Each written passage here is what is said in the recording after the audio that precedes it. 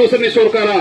ठिकादारनि सरकार जायहा ठिका मोनदों बिनि जिबना सोलायदों साधारन सुबुङा दिनै जेबो बिथां बिआर नाब्ला सारा जोंनि गेजेराव बागानखौ गायजेन होनानै दिनै मोनफ्रोमबो नखरा पाका न'आव उन्दुनो हानाय जादों 22 तारिखआव जानो गोनां बिटिसि बिसायख'थि बेयाव जुदि ट्राकनि सावगारियाव नोंथांमोननि बेसेन गोसा भटखौ जुदि होयोबा जों गोदान हाथियार मोनगोन जोंनि APP long live APP जिंदाबाद APP जिंदाबाद Dr. Anjali Demari long live Dr. Anjali Demari long live Udalguri बाजाराव फानहैयागौ मानि जोंहा रैखा गैयामोन दैज्लांनि समाव भुटान हाजोनिफ्राय जोङो बन दानना लाबोनानै फानफायागौ मानि अबस्था गैयामोन जोंहा नाथाय गेदेमा बिथां बिआर नाब्ला सारा जोंनि गेजेराव बागानखौ गायजेन होनानै दिनै मोनफ्रोमबो नखरा पाका न'आव उन्दुनो हानाय जाबाय साफ्रोमबो सुबुंनि आखायाव दिनै मबाइलफोर थाबाय साफ्रोमबोनि नखराव दिनै गंसे नङा गंसे गारि थाबाय सोरहाबा बागान गैया बागानाव लेबार मावनानै मोनजाबाय सोरहाबा बागान गैया बागानाव गारि सालायनानै मोनजाबाय सोरहाबा बागान गैया साप्लाइनि बेपार खालामनानै दिनै थांनानै थानो हाबाय बेबायदि गोदार गेदेर अबदानखौ रन्जन दैमारिया सोमावसारनाय समावनो जोंनि ओनसोलाव होनानै गालांदों होननानै जोंखौ बुंदों थारैनो बेफोर बाथ्राफोरा दिनै नंगौ बेयावखायनो दिनै जों लुबैदों गेदेमा बिथां रन्जन दैमारिखौ जेलनिफ्राय उदां खालामनो आं दाख्लै मोनसे गामियाव थांब्ला सासे रायजोनि व्यक्तिया गसंनानै बुंदों जों नार्भास जाबायमोन फंबायफोर आदा नाब्लाखौ जों मालाबाबो जेलनिफ्राय उदां अख्राङाव मोननाय नंलिया होननानै जों बुंदों मानो नार्भास जाखो मानोना बे जोंनि गेजेराव थाखानाय मोननै पलिटिकेल पार्टिया जेब्ला बिसायख'थि फैयो अब्ला बिनि मुं लानानै गोदै गोदै बाथ्रा बुंनानै जोंनि बेसेन गोसा भटखौ लानानै थाङो नाथाय देरहाखांनायनि उनाव जोंनि लुबैनाय जोंनि बिर जोहोलावखौ जेलनिफ्राय गनांगौ होननानै फंसेबो बाथ्रा बुङा होननानै बिथांमोना जोंनो फोरमायदों बेनिखायनो जों नार्भास जाबायमोन होननानै बुंदों आरो बिनि उनाव जोबनायाव बुंदों बिथाङा एबारावबा खिन्थु जों फोथायनो हाबाय मानोना बे नाब्ला सारनि असे बिनानाव अनजलि दैमारिया पार्टी दाबाय बे पार्टीनि प्रेसिडेन्ट जाबाय एबारावबा जों फोथायनो हाबाय नोंसोरो आवगायलांबाय था जोंनि आशीर्बादा नोंसोरजों दङ जोंखौ बुंनानै हरदों गोबां जायगायाव जों थांदों आइजोफोरा जोंखौ बुंदों बिथाङा जेलनिफ्रायनो गनांगौ होननानै जों आरज गाबबाय थादों गिर्जायाव जों आरज गाबबाय थादों थानसालियाव हयथ' जों इसोरनि गुरियाव आरज गाबनाया नोंथांमोननि गेजेरजोंनो जाफुंगोनदां आवगायलांबाय था फंबायफोर जों नोंसोरजों दङ होननानै गोबां आइजोफोरा जोंखौ बुंनानै हरदों दिनै बेवहाय जों साहस मोनदों जों दिनै खामानि मावनो साहस मोनदों जों जिर'निफ्राय स्टार्ट खालामनानै दिनै सारा बिटिसिआव 25 जन केन्डिडेट होनो हादों जोङो दिनै जोङो जिर'निफ्राय जागायजेननानै जोंहा रांखावरि गैयाब्लाबो सनाय प्राइमारिनि आन्दाराव दिनै जों स्टेरिं कमिटि अफिसबो जों बानायनो हादों आरो गोबां जायगाफोराव थांनानै गोबां रायजो राजानि अनसायनायफोरखौ जों मोनदों दिनै बेबायदि रायजोनि सहायखौ मोननानै अल्टारनेटिभ पार्टी अफ बड'लेण्डआ फैबाय थानाय जानो गोनां 22 तारिखनि जि बिटिसि बिसायख'थि बेयाव जोङो मोजां मोनसे भट मोननानै नैबे आंबो एपिबिनि बिजाथि महरै भैरबकुन्द समष्टिनिफ्राय देरहासार जालांगोन होननानै आं गाव फोथायनो हादों दिनै जोंखौ फोथाय दिनै जों गोदान नोंथांमोननि आशीर्बादजों 22 तारिखआव जानो गोनां बे बिटिसि बिसायख'थि बेयाव जुदि ट्राकनि सावगारियाव नोंथांमोननि बेसेन गोसा भटखौ जुदि होयोबा जों गोदान हाथियार मोनगोन जोंनि आखायाव बे हाथियारा जाबाय बुहुमनि देरसिन हाथियार बे हाथियारा जाहैबाय पलिटिकेल पावार दिनै बेखौ जुदि नोंथांमोना जोंनि आखायाव होयोबा जोंनि हाखौ जों बुङो गेरान्टि जों रावखौबो होखारहोआ जोंखौ फोथाय दिनै जोंनि संग्रामा बे हानि थाखायनो जोंनि संग्रामनि मुङाव जोंनि लोगोफ्रा दिनै मेगन सिगाङावनो थै र' फसारनानै जिउ नागारदों दिनै मुंख्लं जादों जोंखौ फोथाय दिनै जोबनायाव मोनसे बाथ्रा बुंनो नागिरदों बिटिसिआव जों खनब्रै भट होबाय रायजोफोर सोरबा जुदि इलेक्सननि सिगां मैगं फाननानै जादोंबा नैबे गरायमारि सखायाव सोरबा जुदि बे गरायमारि सखायाव साहा दखान होनानै जादोंब्ला सोरबा जुदि धोनस्रि दैयाव ना सारनानै जुदि जादोंब्ला सोरबा जुदि खेथि खालामनानै जादोंबा बै मानसिया इलेक्सन जोबनायनि उनाव एखे खामानिखौनो मावनानै 5 बोसोर थांनानै थानो गोनां जादों नंगौना नङा रायजोफोर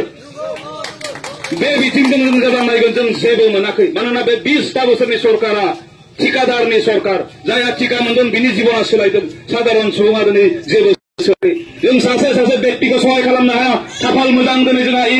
एग्रिकालचार डिपार्टमेन्ट दङ जोंनि बे बिटिसिआ दिनै 70% आबादजों थांनानै थायो जोंनि रायजो राजाफ्रा नाथाय दिनै सरकारा मोनसेबो सिस्टेम बनायनाय होआखै जों दाखालि बाजार गामियाव थांदों सासे आगाजों रायलायदों बानलु गायदों बिथाङा सोंबाय जों आजा बानलुनि दामा बेसेबां बे बुंबाय 20 टाका केजि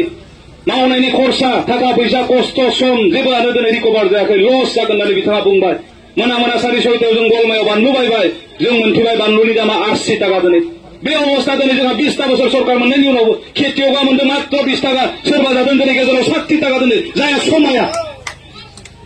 दिनै जों बुंदों बेवहाय एग्रिकालचारा दिनै साफा खेतियगखौ ट्रेक्टर होनो हाया 10,000 20,000 जों फैसा होनो हाया किन्तु जों सरकार बनायनो हायोबा नोंथांमोननि आशीर्बादाव जों जुदि भट मोननानै देरहालांनो हायोबा एपिबिआ परिबे मोनसे बनायगोन खेतियगफोरनो जा आबादखौ खालामगोन बे आबादखौ मोजां दाम मोननो थाखाय जों सिन्ता खालामनानै खामानि मावगोन बिनि फर्मुलाफ्रा जोंनाव दङ माबोरै खालामगोन दिनै हसानो जुदि बाजाराव बानलुनि दामा 80 टाकाब्ला खेथियगा खमबाबो 50 आरो 60 टाकाखौ मोनथारनांगोन मानोना बियो खस्थ' खालामदों मानोना बियो गावनि पकेटनिफ्राय थाखा फैसा दिनै बरननानै खेथिखौ खालामदों दिनै नाथाय जोंहा सिस्टेम गैयिखाय मावनिखाय दिनै जोंनि खेथियकफोरा दोबैनायनिफ्राय दोबैलांबाय थादों बैसो जायै सुबुंफोरा जौ लोंनानै फरायनाय छात्रफोरा जौ लोंनानै गावखौ नस्थ' खालामनायखौ हमथानो थांखि लानाया दिनै अल्टारनेटिभ पार्टी अफ बर'लेण्डजों हरसो दङ बिपिएफनियावबो गैया दिनै इउपिपिएलनियावबो गैया दिनै जों नुबाय थादों बे साननैसोनि गेजेराव बिराद गाज्रि जाथाय जादों इउपिपिएल आरो बिपिएफजों दिनै मानाव बेरायनानै नांलायलायबाय थानायखौ नुदों निउस आं दैसो नुदों गासै इउपिपिएलनि बेक्तिखौ बुहैदों हराव थांनानै थ' बेफोर मानि थाखाय जादों मोजां बेक्तिया मालाबाबो खालामनो हाया निस्सय बिथांमोना निसाफोर लानायनि गेजेरजों एग्रेसिभै दिनै खामानि मावदों बेवहाय जों नैबेखौबो खावलायदों दिनै राजखान्थिखौ जों अनलायनानै गेलेनांगोन राजनितिकआ मात्र 5 बोसोरनिल' बै दैदेनगिरिफोरा दिनै उन्दै गथ'फोरखौ लाफानानै खर'आव गाज्रि रोखोमनि सोना होनानै गाव जेरैखि जाया देरहानांगौनि थाखाय बुलाय होबाय थानायखौ दिनै जों नुदों जों लुबैयाखै दिनै बेफोरखौ खालामनो जोंहा इलेक्सन फैबानो गिर्जानि मोजां सोमोन्दोआ बायनो नागिरो बेखौ दिनै बारग'वा एनडिपिआ सिरियास लादों इलेक्सन फैबानो जोंहा बाथौ थानसालिनि मोजां सोमोन्दोआ बायनो नागिरो इलेक्सन फैबानो जोंहा न' खाथिनि मोजां सोमोन्दोआ गाज्रि जानो नागिरो नों अमुक पार्टी नों थुमुक पार्टी होननानै जों लुबैयाखै रायजोफोर जोंखौ फोथाय जों खौसेथिखौ हास्थायो अनलायनानै गोदान बायदि राजखान्थियाव बाहागो लानो जों खावलायदों मोनफ्रोमबो गामियाव आरो बे बाथ्राफोरखौ खोनानानै बैसोगोरा सुबुंफोरा जोंखौ बुंदों आं दिनै 55 जाबाय खुनु मोनसे पलिटिकेल पार्टीनि मिटिंआव बेबायदि बाथ्रा बुंनाय खोनायाखै फंबायफोर नोंसोरो जे सिमां नुनानै आवगायदों जौगालांनो नोंथांमोना आवगायबाय था जोंनि आशीर्बादा नोंसोर दङ जोंखौ बुंनानै हरदों बेवहाय जोंखौ फोथाय समाजखौबो फोसाबनो थाखाय जोंहा सिमां दङ ड्राग्सखौ हमथानो थाखाय गांजा जानानै नस्थ' जानाय अशान्ति जाबाय थानाय न'खरफोराव शान्ति होनो जोंहा सिमां दङ जोंजों लोगोसे गसं बेयो दिनै बिपिएफआव गैया इउपिपिएलआव गैया जोंजों लोगोसे दङ आं बेसेबांखिनि बाथ्राफोरखौ बुंनानै आरो आसाफारि लाखिबाय जि जोंहा केटामान समफोर दङ बे समाव नोंथांमोना दिनै जायफोरा खोनासंबाय बुजि मोनबाय नोंथांमोना साफा एपिबिनि गोख्रों मावथि महरै नोंथांमोननि बाय बाहागि खुरमा परियारखौ फनजोंबाबो बुंहर एबाराव नांगोलाव नङा ट्रेक्टराव नङा नैबे ट्राकनि सावगारियाव जों भट होनो नांगोन रन्जन दैमारिखौ जेलनिफ्राय बरननो जोंनि 100 बोसोर गाहाम रायजो जाबोनाय गामिफोरा होखारजानो नागिरनायखौ हमथानांगौनि सार्थ'आव ट्राकनि सावगारियाव भट होनांगोन बे बाथ्राखौ नोंथांमोना दिनैनिफ्रायनो सुरु खालामदो आंनिफ्राय भैरबकुन्द बिजाथि महरै आं नोंथांमोनखौ खावलायनाय थाबाय आसा खालामदों फैबाय थानाय 22 तारिखआव जानो गोनां जे बिसायख'थि बे बिसायख'थियाव नोंथांमोननि बेसेन गोसा भटखौ मोननानै आं भैरबकुन्दनि सासे देरहासारनाय बिजाथि जागोन होननानै आं फोथायनानै आंनि सुंद' बिबुंथिखौ आं बेखिनियाव फोजोबनाय जायो गोजोन्थों साबायखर